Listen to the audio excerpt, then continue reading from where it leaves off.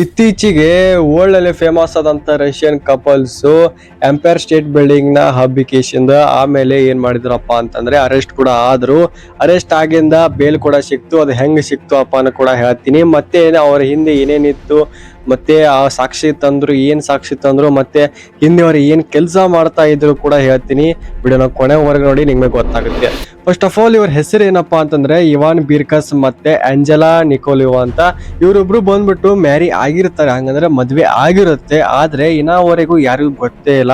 So ಮೊನ್ನೆ propose ಮಾಡಿದ್ದಾರೆ ಅಂತಂದುಗಳೇನೆ ಮೊನ್ನೆನೆ ಕೂಡ ಅದು ಎಂಗೇಜ್ಮೆಂಟ್ ಆಗಿದೆ ಅಂತ ತಿಳ್ಕೊಂಡಿರ್ತಾರೆ. So that is for the only of love. So ಇಲ್ಲಿ ನೋಡ್ತಾ ಇರಬಹುದು, ನಿನ್ನೆ ಅವರ ತಂದೆ ಯಾರು ಇವಾನ್ ಅವರ ತಂದೆ ಕೂಡ ಇಲ್ಲ ಒಂದು ಸ್ಟೇಟ್ಮೆಂಟ್ ನ ಕೊಟ್ಟಿದ್ದಾರೆ. ಅವ್ರು ಮದ್ವೆ ಆಗಿದ್ದಾರೆ, ಆದ್ರೆ ಹೇಗಾಗಿದ್ದಾರೆ ಹೆಂಗಾಗಿದ್ದಾರೆ ಅಂತ ಕೂಡ ಗೊತ್ತಿಲ್ಲ, ಎಲ್ಲಿ ಕೂಡ ಆಗಿದ್ದಾರೆ ಅಂತನೂ ಕೂಡ ಗೊತ್ತಿಲ್ಲ. ಸೊ ಅವರು ಆಗಿದ್ದಾರೆ, ಒಟ್ಟು ಅವರಿಬ್ರು ಗಂಡ ಅಂತನೂ ಕೂಡ ಒಂದು ಸ್ಟೇಟ್ಮೆಂಟ್ ನ ಕೊಟ್ಟಿದ್ದಾರೆ ಇವಾನ್ ಅವರ ಫಾದರ್.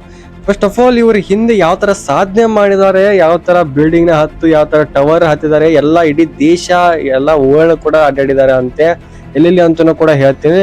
ಇವರು ಸ್ಟಾರ್ಟಿಂಗ್ ಬಂದ್ಬಿಟ್ಟು 2016ನಲ್ಲಿ ಒಂದು ಚೀನಾದಲ್ಲಿರುವಂತಹ ಗೋಲ್ಡಿನ್ ಫೈನಾನ್ಸ್ 117 ಅಂತ ಒಂದು ತಿಯಾನ್ಜಿನ್ ನಲ್ಲಿ ಒಂದು ಊರಿನಲ್ಲಿ ಒಂದು ಟವರ್ ನ ಹತ್ತಾರೆ 2016ನಲ್ಲಿ.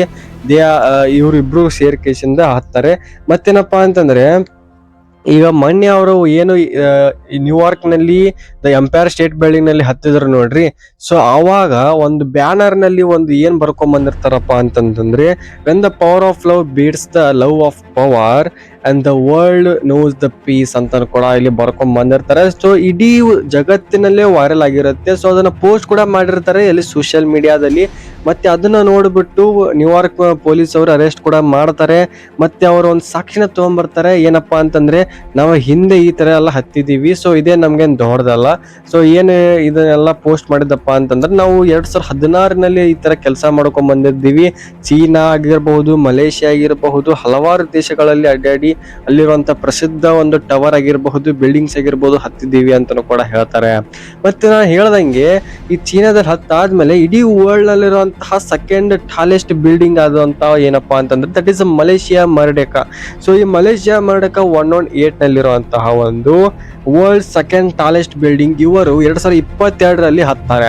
ಸೊ 2022ರಲ್ಲಿ ಇಬ್ರು ಸೇರಿ ಕಪಲ್ ಆಗಿ ಹತ್ತಾರೆ. ಸೊ ಇದನ್ನ ತಿಳ್ಕೊಳ್ಳಿ, ಇದು world second tallest building ಮಲೇಷಿಯಾದಲ್ಲಿದೆ.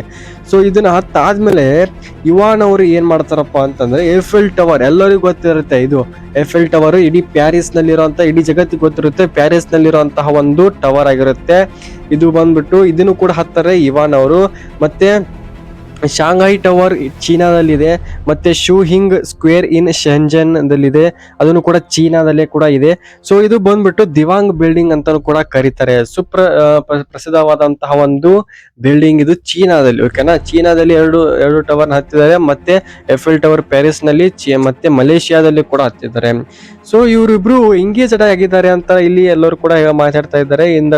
July 1ನೇ ತಾರೀಕು ಇಡೀ ಸೋಷಿಯಲ್ ಮೀಡಿಯಾದಲ್ಲಿ ಕೂಡ ಅವರು ಪೋಸ್ಟ್ ಬಿಟ್ಟಾದ್ಮೇಲೆ ಎಲ್ಲರೂ ಕೂಡ ಅವ್ರ ಮೇಲಿನ ಕಣ್ಣು. ಓಕೆನಾ, ಓಕೆ ಈ ತರ ಹತ್ತಿದ್ದಾರೆ, ಪೊಲೀಸರು ಅರೆಸ್ಟ್ ಆಗಿದ್ದಾರೆ, ಇಡೀ ವೈರಲ್ ಆ ಒಂದು ದಿವಸ.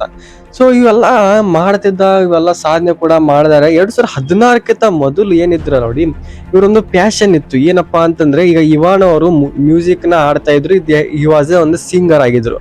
ಮತ್ತೆ ಆಂಜೆಲಾ ಅವರು ಏನ್ ಮಾಡ್ತಿದ್ರಪ್ಪ ಅಂದ್ರೆ ಪೇಂಟಿಂಗ್ ನ ಮಾಡ್ತಿದ್ರು, ಮತ್ತೆ ಡ್ಯಾನ್ಸರ್ ಕೂಡ ಆಗಿದ್ರು. ಸೊ ಒಂದ್ ಸ್ವಲ್ಪ ಟೈಮ್ ಪ್ಯಾಷನ್, ಅವರು ಒಂದು ಪ್ಯಾಷನ್ ಟೈಮ್ ಅಂತ ಕೂಡ ಕರೀತಾರೆ. So she was a dancer and also painter.